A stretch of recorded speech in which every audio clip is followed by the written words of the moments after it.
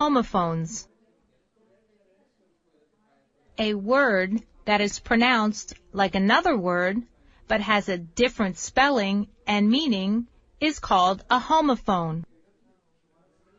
For example, sail and sail sound the same but have a different spelling and a different meaning.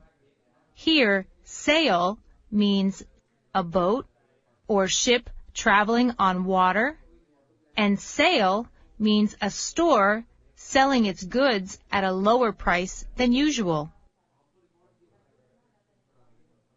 Let us see another sentence.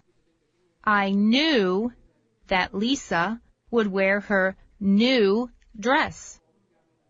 Here, knew refers to the speaker who had knowledge or information about something.